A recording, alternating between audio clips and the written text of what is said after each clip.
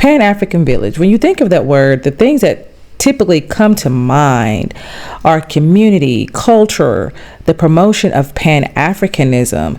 And you're supposed to be celebrating the African heritage, fostering that unity among everybody of African descent all over the world. So since that's the case, I am a little confused as to what is happening in this video. There is tension right now between the African diasporans and the Ghanaians, and you know what? We are going to talk about it in today's video. So let's get to it.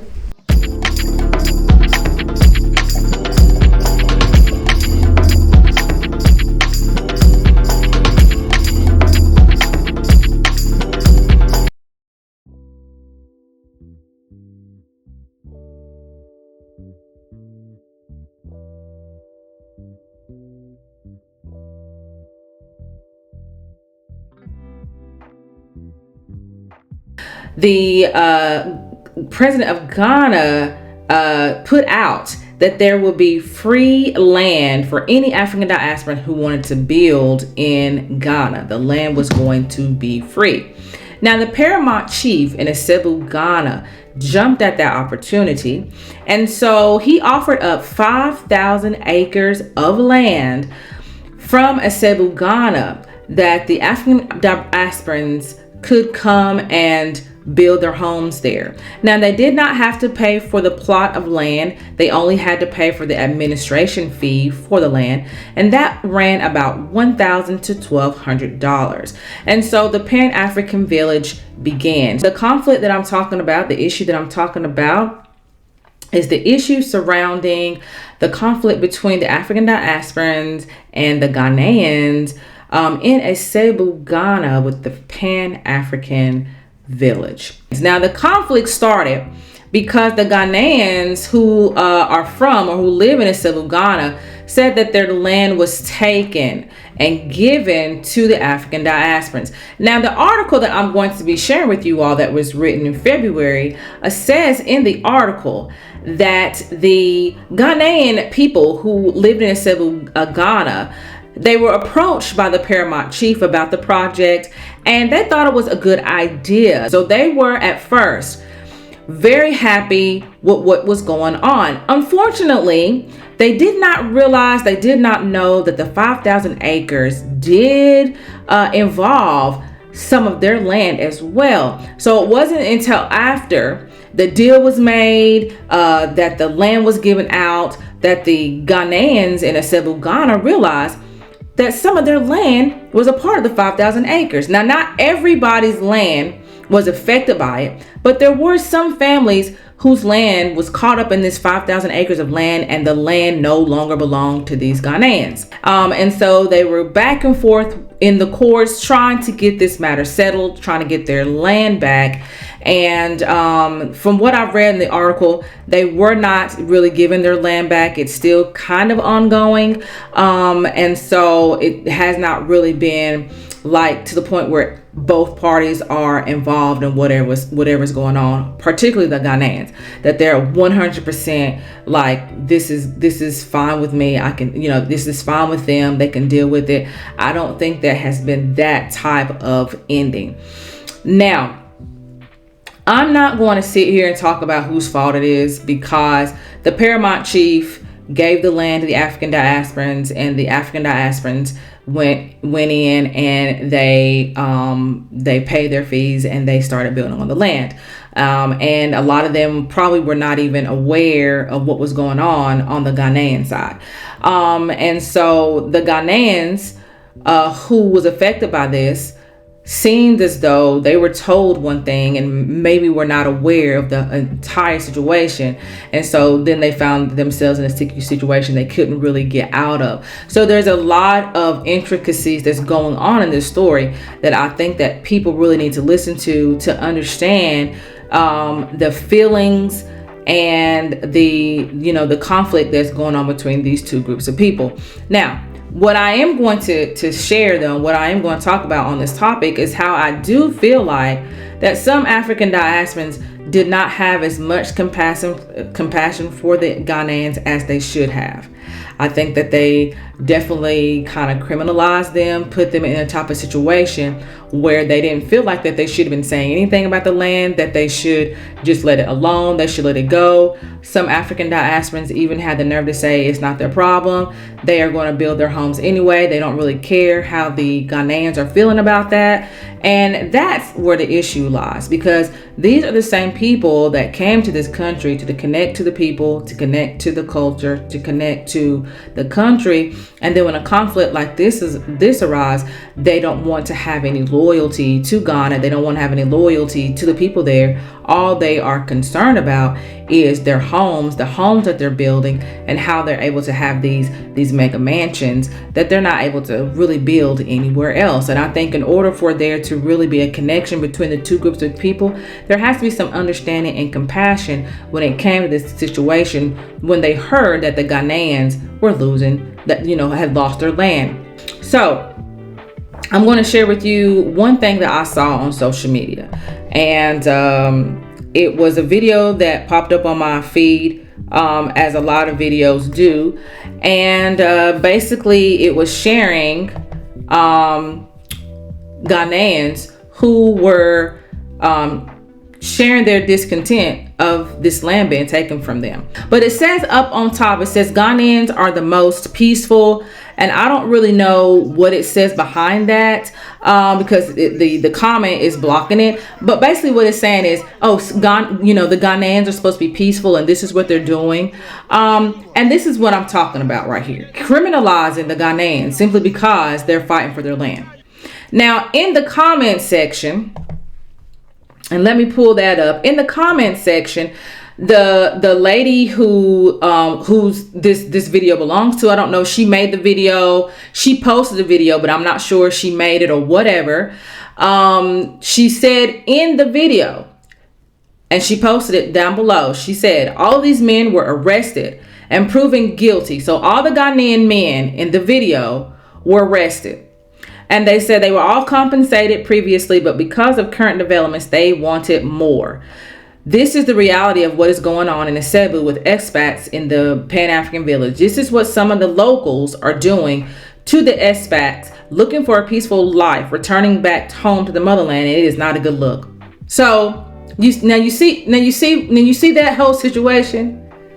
They're not looking at it in terms of these are people whose land has been taken away from them. Whether it was intentional or not, whether or not you feel responsible for it or not, the reality is it's been done. And this is what I'm saying. No compassion, no understanding. Not only were they arrested, which was one thing, the lady that did this post could have at least had compassion for that. They got arrested. She didn't even care about that. Only thing she was talking about was the peacefulness of African diasporans that they gonna lose simply because these Ghanaians are saying our land was taken. Now, the article that I'm going to share with you all is called "A New Home for the African Diaspora in Ghana Stirs Tension." And this was written February the 25th, 2024. All right, so I'm going to let you listen to something. All right. This was an interview of a Ghanaian who was affected by this situation. Who used to farm on the land have actually died. 5 of them because of this very project. He said that they had long-term health conditions that deteriorated after they lost their livelihoods, so they couldn't properly look after themselves and they couldn't afford proper medical treatment.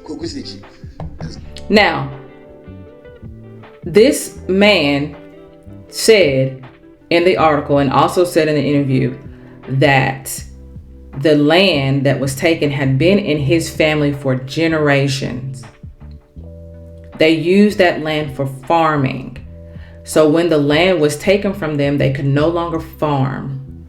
And since that was the case, they had family members who died in the process of trying to get the land back in order for them to continue to farm on it.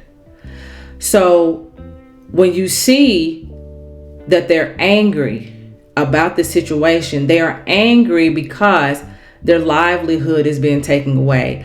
Their wealth is being taken away. Their family, what their family has worked for is being taken away. And I think some African diasporans need to turn around and ask themselves, if the shoe was on the other foot, if the tables were turned, how would they react if someone came in and took something that belonged to them? How would they react? Would they react with calmness, or would they react the way the Ghanaians are reacting? All right, let's keep listening. Kwame Idu is gone. Mami Amamla is gone. Her younger sister Kwesua too is gone because of this project. He told me that it hurts him deeply to speak about the Pan-African Village project, because he says if it wasn't for the project, he feels his family members would still be alive. That's why when always I talk about this very land, it makes me boil up. Don't they have any legal recourse? I mean, can the chief really just take their land like that? So the family have now taken the chief to court. And last fall, the High Court granted them an injunction suspending all construction on the disputed part of the land. But the construction hasn't stopped. And so far, nobody's enforcing this injunction at all. So, it was said in this interview that they did take the paramount chief to court, the one that sold their land. So they're not even worried about the African diasporans.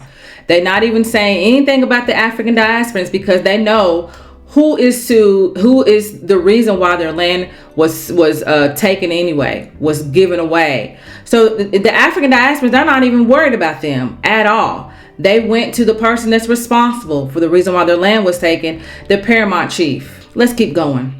Some of the farmers, they even tried to stop the construction themselves. They actually showed me a video of them going to the construction site in Pan-African Village and confronting the workers who were building the homes on their land. I'm not a lawyer. In the video, one of the diaspora settlers is asking a farmer if he's a lawyer, and he demands to know who some of them are as they take pictures of the site. Go get the police to bring it to me. Yeah, go get the police to bring it to me. One of them was furiously waving the injunction, and others were trying to forcibly turn off the machinery. The police eventually showed up, but when they did, they actually arrested the farmers. Hold on, they arrested the... So, the story that you just heard is the same video. It's from the video that I showed you from YouTube. See why it's important for you to know two sides to that story. Now, in the video, it would seem as though the Ghanaians are the ones who is the perpetrators, the ones who are doing wrong. However, according to the Ghanaians, they had an injunction to stop the process for the building to stop in order for things to be worked out. And it wasn't stopping. So they then in turn went to the building, they went to the construction site to get them to stop and to also show them that the court has given an injunction for it to stop. And as you can see in the video, the man got very angry about it and continued to ask the Ghanaian if he was a lawyer, And the Ghanaian was telling them, I have an injunction. I have a piece of paper here from the courts. Y'all not supposed to continue to be building here until everything is settled. If this would be out in social media, where we hear the Ghanaian side of what's going on, how would the reaction change?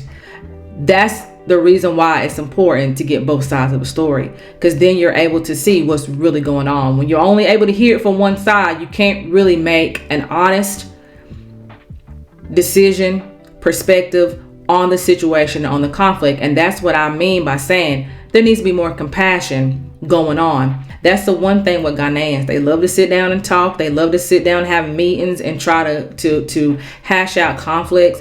If you have conflicts within families, clans, if you got conflict in your marriage, you can always go to an elder. You can always go to anybody within the family that has the authority to make decisions and things like that. And y'all will sit around. You would talk about it and hash it out until it's somewhat resolved. So that's how problems are tackled in Ghana. It's all about conversation. It's all about communication. It's all about getting to the bottom of it.